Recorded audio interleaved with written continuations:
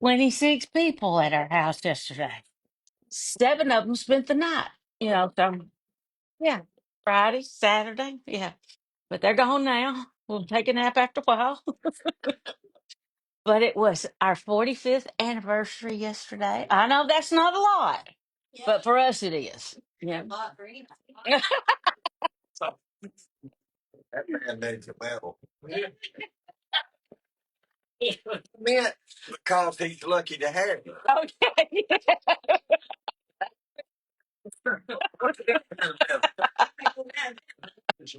And then we just keep piling stuff on top. And then today it's Bill's birthday.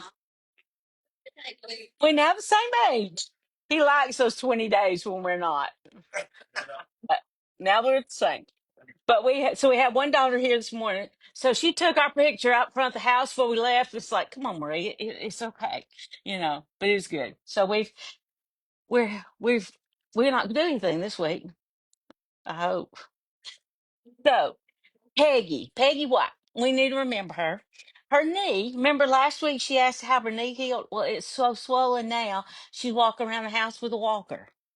So, and then she's breaking out. The chemo's finally starting. She said she's losing her hair. She sent me a text, pretty good bit of hair now. And hey Peggy, we miss you. And so lift Peggy up, which means we need to lift Galen up too, you know. So um and then their daughter, Kimberly, is traveling to Florida for a work conference this morning. Plane's already been delayed once in Atlanta this morning. So y'all just, it might have been that little storm that came over here when it rained on the way to church. But so and the Popes I know are on vacation and they might just have sold their house. Yeah. So it's good considering they've already moved into another one. So um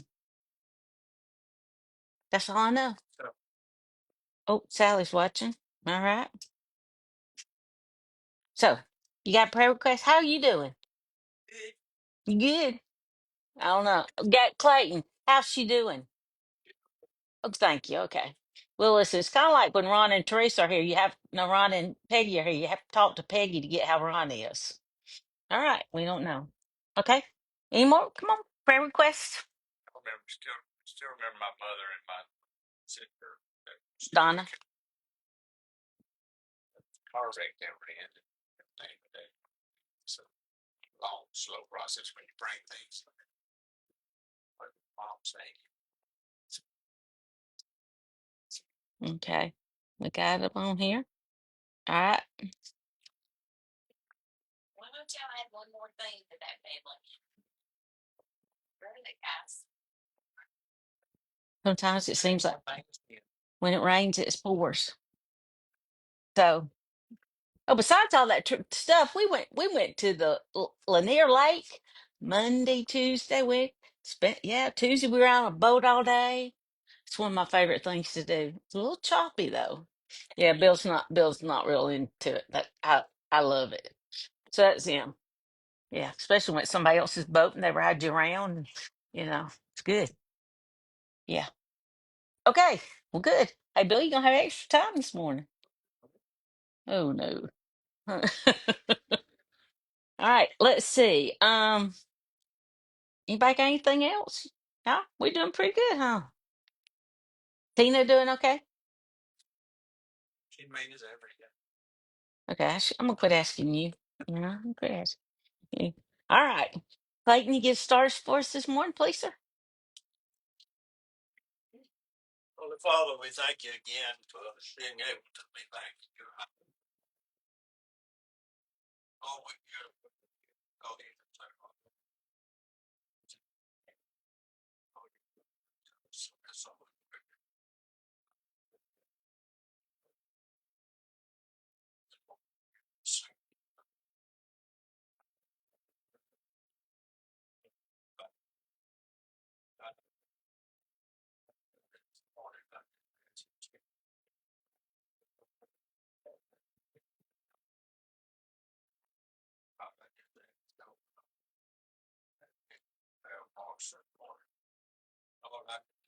pray for all the people on our prayer list, Lord. So many been up there a long time, Lord. No, that. Lord, we pray for everyone this morning who has special needs. Lord, we pray for all our families that are not here. Protect those that are traveling. Lord, we just pray back to us. Lord, it's still on prayer. Peace. Pray that every decision I make, Lord. Lord, we just thank you again for listening to us. I pray in Jesus' name. Amen. Amen. Amen. And welcome. Welcome. Um, we're a little down, but we're good. We're in numbers. I didn't see Clyde this morning.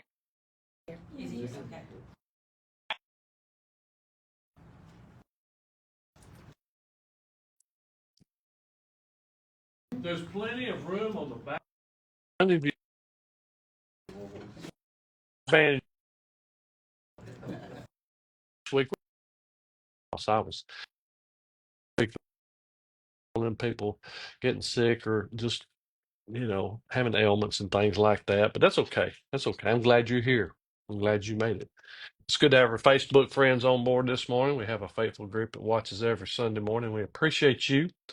If you have a prayer request, you can leave it there in the comments, or you can get a hold of Anna on a personal message or a text and let her know what your concern is, your prayer need, and we'll get it on our prayer sheet that we send out to our Crusaders every week without fail, right?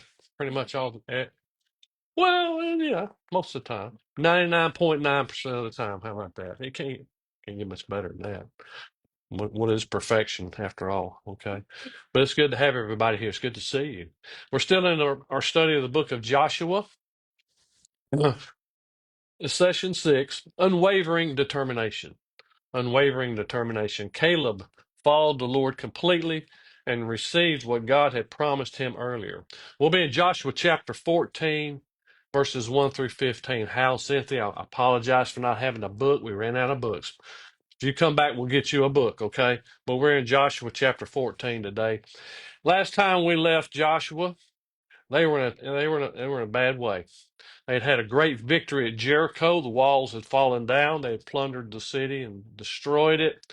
They had brought in all the valuables into the tabernacle, the house of the Lord, the treasury there. But we found out there was sin in the camp. Somebody didn't obey God fully. He had taken some things that belonged to the treasury. He had taken some things that should have been burnt and destroyed. And God judged not only him, but the whole camp, the whole nation of Israel. They went to a little town called Ai. It's like Cedar Town or Cave Spring. Nothing to it. We'll take them. Just take 3,000 men. Well, they got run off. They lost 36 men. 36 men lost their life because of the sin of this one man. So we learned how sin can leaven the whole loaf, can it? It can bring down a whole congregation if you're not careful. Just one sin. But the good news is in chapter 8 they did go back and they made a conquest of Ai. They took that city, and then after that, Joshua called the people to a renewal of the law. A renewal of the law. Moses had given the law from the Lord years ago, for over 40 years before. And that's a long time. Well, 45 years is pretty long. 40 years is a good bit. And God said, I want you to obey my law, my statutes, my commandments.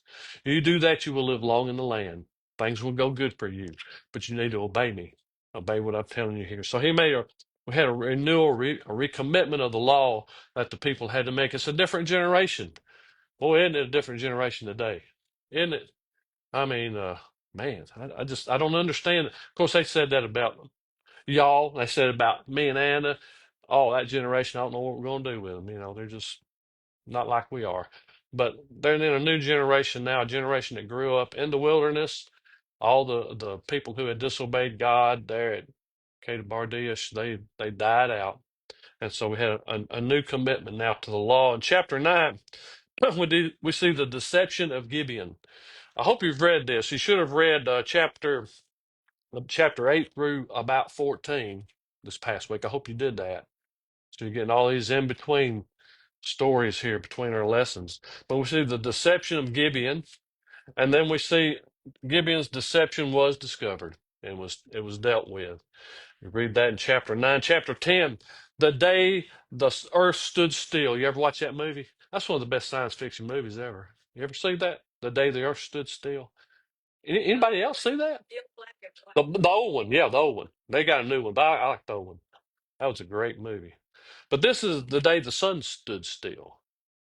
I guess maybe one of the greatest miracles besides salvation that God ever did was when he stilled the sun in the sky, defied all logic, physics, the the relativity law, all that stuff. He stopped it.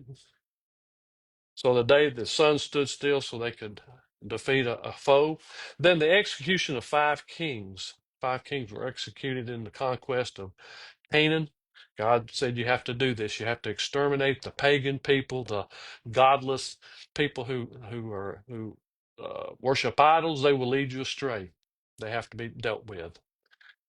The conquest of the southern cities was also in chapter 10. Then we went to chapter 11, the conquest of the northern cities. And then we see a summary of the conquest in the last part of chapter 11. Chapter 12 talks about the territories east of the Jordan and then the territories west of the Jordan. There were tribes that settled on both sides of the Jordan. And then we see chapter 13, the unconquered lands, and then the inheritance east of the Jordan. They talk about that. Reuben's inheritance, Gad's inheritance, and East Manasseh's inheritance. So we're caught up now. We're to chapter 14, and we see Israel's inheritance in Canaan. And that's where we're going to start at today. We're going to talk a little bit about Caleb. It says in verse 1, the Israelites received these portions that the priest Eleazar son of Joshua, son of Nun, and the family heads of the Israelite tribes gave them in the land of Canaan. Now, of course, God gave the land. There's no doubt about that. He said, I'm going to give you the land. You just got to go conquer it. You got to go over Jordan and do it. You have to step out in faith sometime to claim what God has given you. So, we see here that the people who executed the inheritance was Eleazar, because Eleazar was Aaron's third son, and he became high priest upon his father's death. That's in Numbers 20, verses 28. It says his involvement in the land distribution emphasizes that this was a sacred activity based on God's promises, just not a real estate transaction. It wasn't just something that a real estate transaction like we have here on earth, like the popes are going through, with their houses. It wasn't anything, it was a sacred thing, it was a holy thing, it was a God thing. So we see Eleazar, he's involved in this, the high priest. We see it's also Joshua, the son of Nun. Of course, Joshua was he led the nation in the conquest. His role in the distribution had long been determined. That was determined back in Deuteronomy chapter 3 and Joshua chapter 1. So we see Joshua now takes a hand also in the distribution of the land. And then we see the family heads of the Israelite tribes. Uh, this was constituted of the leaders from the 12 tribes. They had been chosen before. They had chosen 12, one man from each tribe to represent all the tribes of Israel. So that's what this was about, the heads, the family head of the Israelite tribes. So we see Eleazar, Joshua, and then the 12 heads of the tribes of the of the tribes of Israel. So they're there, and of course, all the tribes are receiving their distribution of the land. They had sent spies out into the land. Each tribe had to spy it out, to look at it, to kind of record what was in it. And then now they're back, and they're going to distribute this land. How'd they do it? We talked about this before. It was by lot, and we talked a little about the Urim and the Thummim. Perhaps it was that. because in the second verse it says, their inheritance was by lot as the Lord commanded through Moses for the 9.5 tribes. 9.5 tribes, okay, well, let's look at that. Because Moses had given the inheritance to the 2.5 tribes beyond the Jordan. He'd already given a land to the 2.5 tribes on the east side of the Jordan River. They liked it over there. They said, "Can we stay here? We're farmers, we're goat herders, sheep herders, we have cattle, and this land's good for that. Can we stay over here?" And God said, told Moses they can do that. He gave them permission. So we see the 9.5 tribes now are going to have land distributed to them in the western part of the Jordan side of the river. And it says, but he gave no inheritance among them to the Levites. The Levites were not they were not to be inheritance of lands. Uh, Instead, that tribe, it says, acquired 48 cities distributed throughout the 12 tribes. They were appointed cities throughout the whole land of Israel. Those would be their cities. This is in Joshua 21. If you want to read ahead this next week about that a little bit, he said, by scattering the Levites around the promised land, each tribe would have ready access to a teacher of God's laws.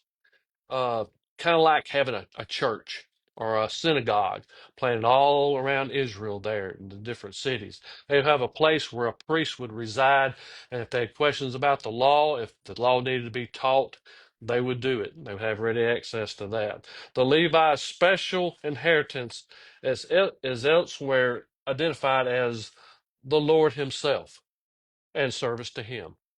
In other words, their inheritance was God, the Lord, and their service was to the Lord Himself. Now, they would be given land to tend, they had flocks that they would tend, cattle and things like that to take care of themselves, and they would have land apportioned to them for that. But as far as having a tribal section there for their tribe, that was not to be. They would have cities and they would have pasture land that would be given to them in that instance. It says the descendants of Joseph became two tribes. Now, you remember Joseph, don't you? Where did he? What happened to Joseph? Tell me about Joseph a little bit. Remember Joseph? He had that pretty coat of many colors, sold into slavery. His brothers didn't like him, did he? His father loved him, gave him that pretty coat, and he was special. See, and the brothers didn't like that, so when they were out uh, watching over the flocks of their father one day, they decided to get rid of him. They threw him into a pit first, and they were going to leave him there and let him die. And then the oldest brother interceded and said, "Hey, we can't kill him. That's going too far." So they dragged him out of the pit, and what they do? They sold him into slavery. There was a caravan coming by that was going to Egypt, so they sold Joseph off into slavery. He went to Egypt, and what happened? Man, he prospered. Not at the beginning, but at the end, he was second in command of all of Egypt. And he had two sons, and they were Manasseh and Ephraim. He um, he had married an Egyptian woman, and they were going to receive Joseph's portion of the land. He said, no portion of the land was given to the Levites except cities to live in. We talked about that, along with pasture lands for their cattle and livestock. So we see that now they've set up the distribution by lot. And it says here, while we are not sure about the specifics of the process, a tribe's name likely was taken from one vessel and matched to the description of a particular set of boundaries pulled from another container by lot, by chance. But it was not chance, was it? That's the way God wanted it to do. It was totally up to God who would get what land. It was not chance. There's no such thing as chance. Chance never did anything. Never did anything. It's all about God. There's no such thing as luck. We've talked about that. No luck in the world. Oh, I hope you have a lucky time, or I hope you have a lot of luck. Or don't say that. I say, I hope God blesses you. God bless you. You know, I try to stay away from luck because there's no such thing as luck. It's all God's providence. So we see here that's probably or could be how they distributed that land through the lots, through the chance of God doing what He needed to do. So we see here that all the tribes have been taken care of now. They've been distributed their land by the lot. Now we see the Levites have been taken care of. They've been given their cities throughout the land that they're going to occupy and their pasture land for their cattle and livestock. And it says in verse 5, so the Israelites did as the Lord commanded Moses, and they divided the land.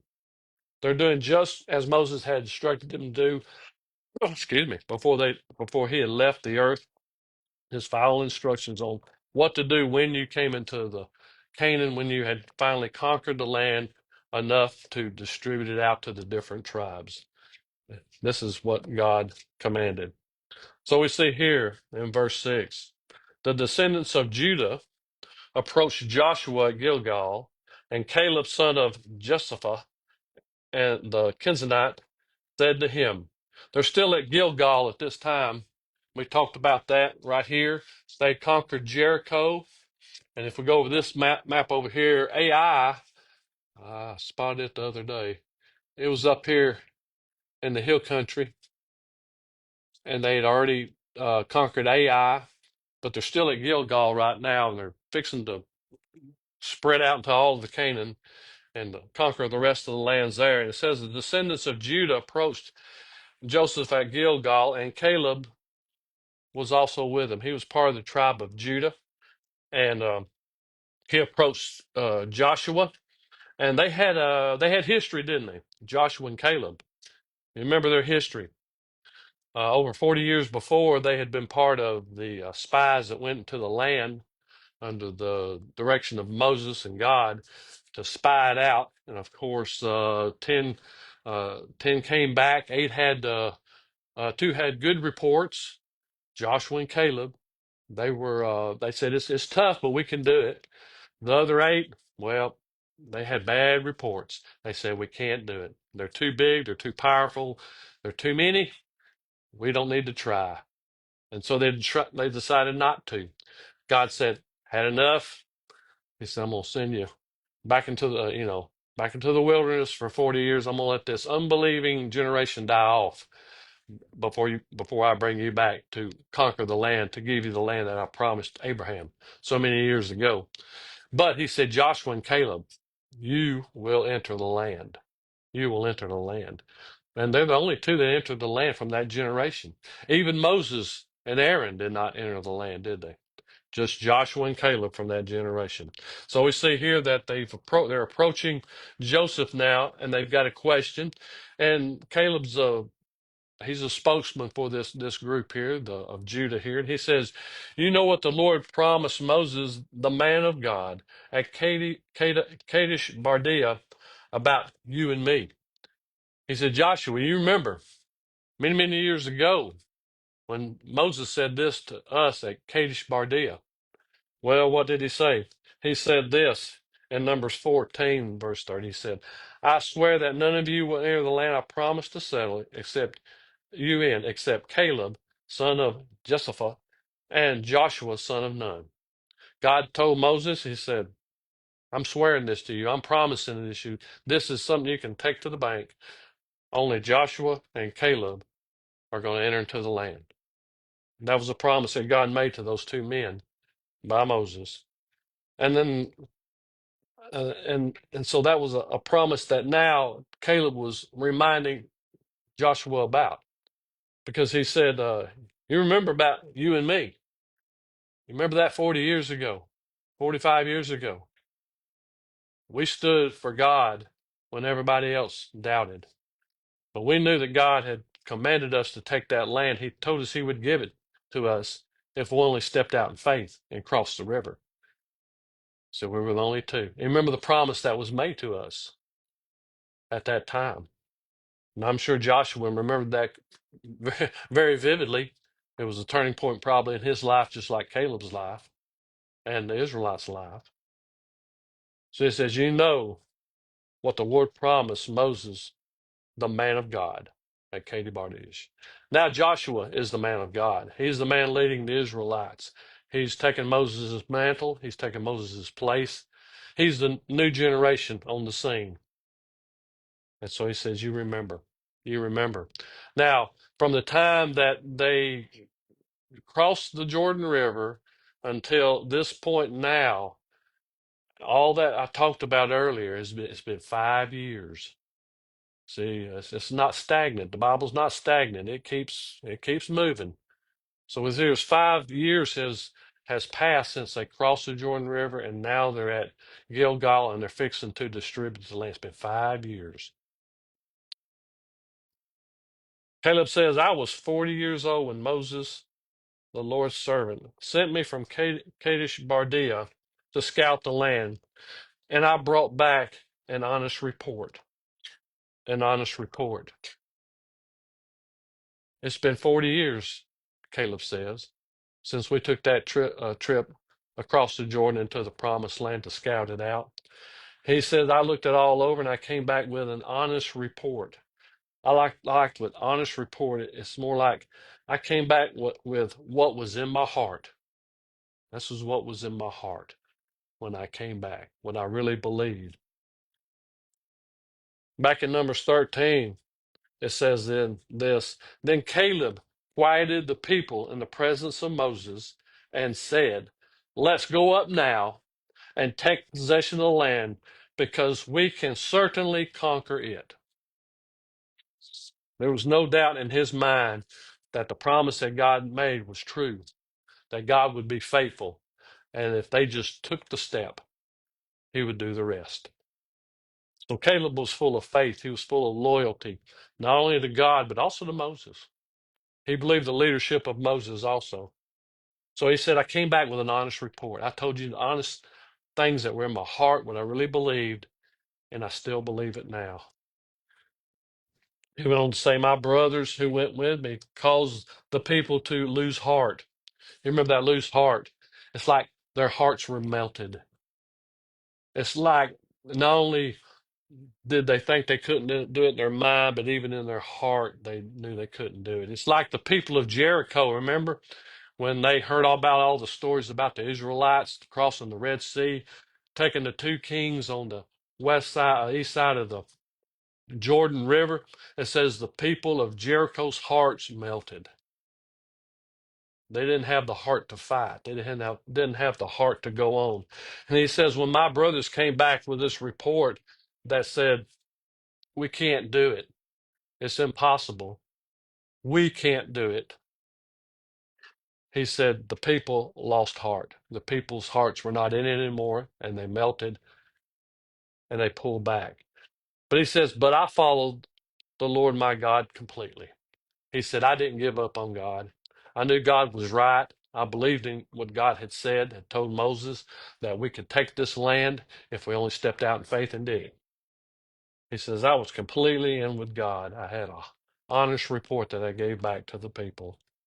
He says, on that day, Moses swore to me, the land where you have set foot will be an inheritance for you and your descendants forever, because you have followed the Lord my God completely.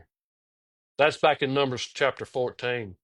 It says this, but since my servant Caleb has a different spirit, he had a different spirit than those other 8 spies. He and Joshua's spirits were kin and has remained loyal to me. He's been a loyal servant to me. He says, I will bring him into the land where he has gone, and his descendants will inherit it. Interesting. He's telling Caleb in Numbers 40 years before that wherever you step your foot at to scout out the land, that'll be yours. Not only yours, but it will be your descendants. They will inherit it forever.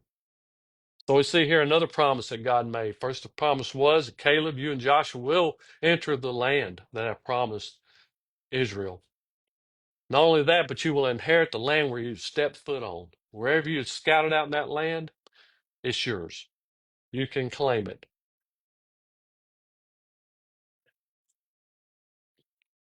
Says this,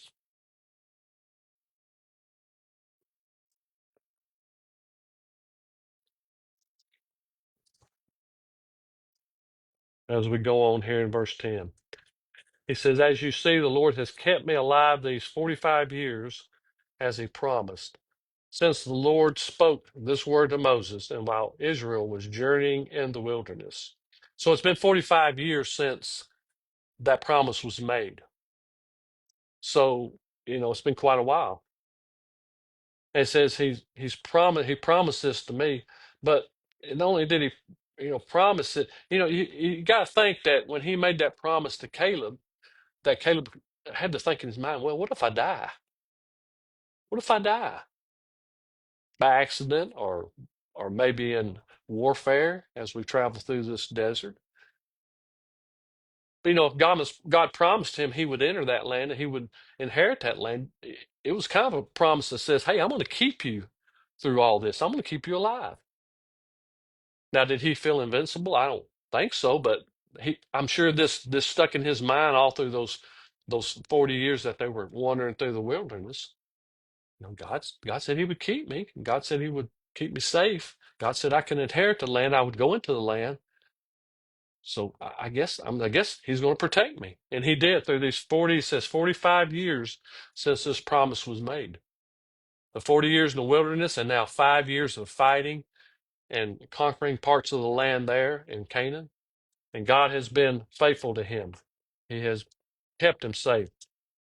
He says, here I am, 85 years old. Here I am today, 85 years old. Some of us can relate to that, can't we? A few of us. A few of us, yeah. We got a few in here. Actually, I think we got two. Three. We got three. We're getting there year by year. I hope I get that. I hope I get to 85. I hope I'm in as good as health as you guys are when I'm 85. But here we see Caleb. He's 85 years old. That would be considered a senior adult, even in that day. That's pretty old, isn't it? Well, I hadn't got to that yet. Don't steal my thunder. He's different. He's different. Let's go on and look at that. He says, here I am today. He says, at this very moment, 85 years old. Next verse. I am still as strong today as I was the day Moses sent me out. Now, is it just in his mind? Our minds play tricks. No, Jenny, they play tricks on us. Occasionally we think in our minds that we can do things. Let's see, our mind writes checks our body can't cash. Isn't that right? Isn't that right? It's true. And I find that that's tough. Every year gets tougher, doesn't it? But here he's making either a boast. I don't know if this is true. I think it is. I think it is. I think the man here, he says, I'm as strong today as I was 40 years ago when Moses sent me out to scout the land. God's kept me. God's been good to me. God's protected me. He said, my strength for battle, fighting, and for daily tasks is now as it was then. He said, I can fight just as good as I could when I was 40 years old. I'm 85. Daily task, I can do whatever hard work I need to do during the day, take care of my family. I can do it. I can clean house all day. I can mow grass all day. I can do whatever I need to do. 85 years old. He was a different man. We have to understand, times were a little different back then, I believe. I believe old age was, Moses was 80 years old when he went to Pharaoh. You think about that. He spent 40 years in Egypt, 40 years in the wilderness, and then he confronted Pharaoh at 80 years old. So maybe things were a little bit different back in those days, but not that much different. So we have an 85-year-old man, and he's ready to take on the world. He's ready to take on the inhabitants of Canaan to take care of them so he can get his inheritance for his family. So what does he do? Verse 12. Now give me this hill country the Lord promised me on that day. That's the day, that's what he scouted out, was the hill country. And it was mostly this area right in here, the hill country here. Uh, and it was special. We're going to see why it was so special. The hill country the Lord promised me on that day, because you heard then that Anakim are there, as well as large fortified cities. Anakim, the people of Anakim.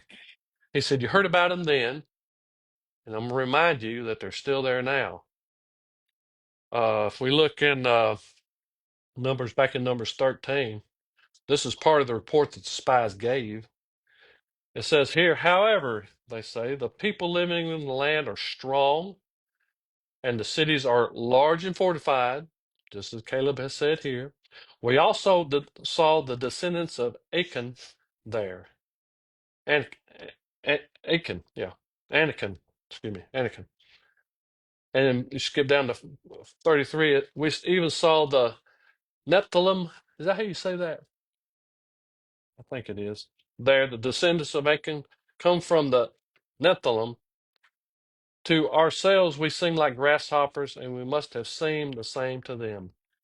Now, the Nephilim were an ancient race of people who lived before the flood.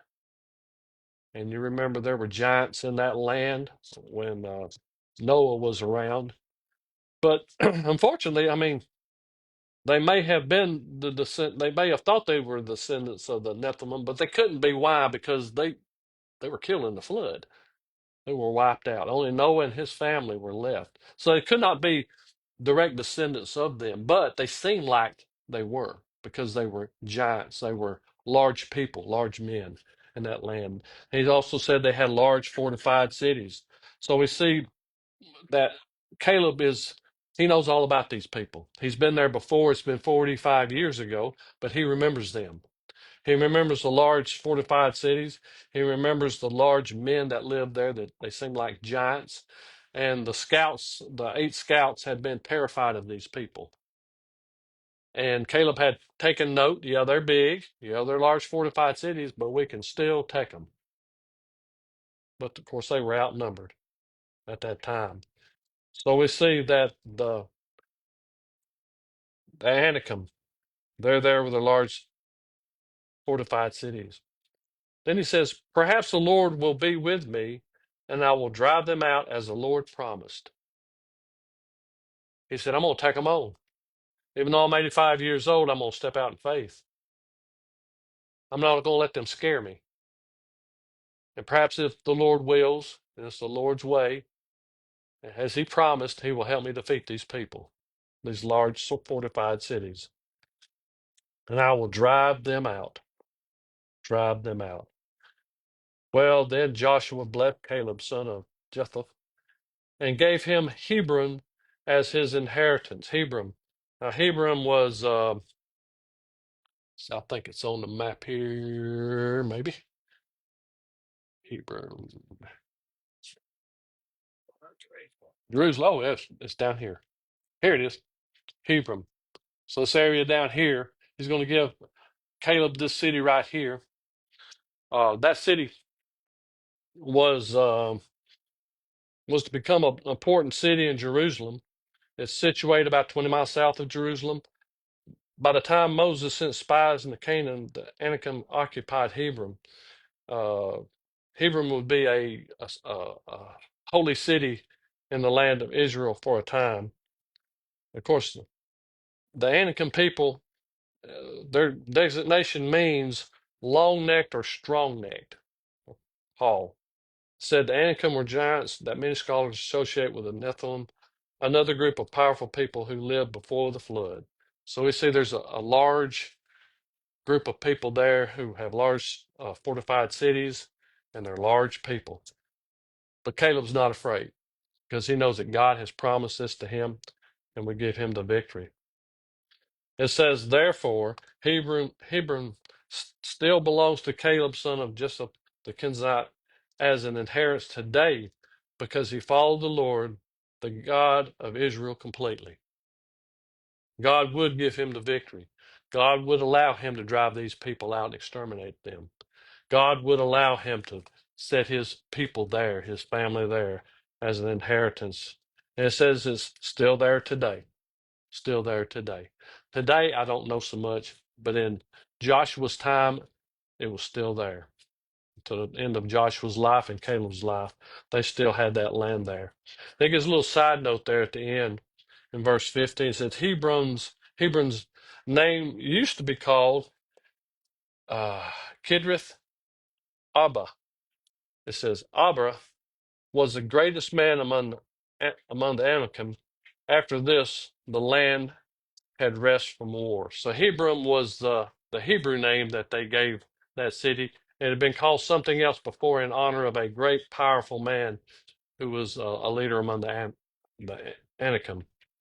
It says, after this, the land had rest from war. So after this great conquest that Caleb pursued into the land of the Anakims, after he defeated them in their large cities and took them, he said he rested. He rested from war. There was rest in the land. Well, that's what they were seeking after. They were seeking after peace and rest where they could just live their lives out. Man, the Jewish people are still looking for that, aren't they? They're trying to find a place of peace and rest in their land, but they just can't find it. They just can't find it. They're still fighting that battle today. So we see here that God had promised Caleb an inheritance. He would remain loyal to God. God would remain loyal to him. He would remain trustworthy to him. He could trust God in all things. So as we go out this next week, let's trust God. Let's remain loyal to him. Be about the business of serving him in our community, in our families, in our church. Let's see we can get the gospel out to as many people as we can before it's too late. And I know there's some giants in the land. Boy, there's some tough battles ahead for Christians, even here in America. But we need to be faithful to God and loyal to God, not compromise the word, not compromise the word at all. So we see Caleb as he remained faithful, and God was trustworthy to him in the day that they distributed the land.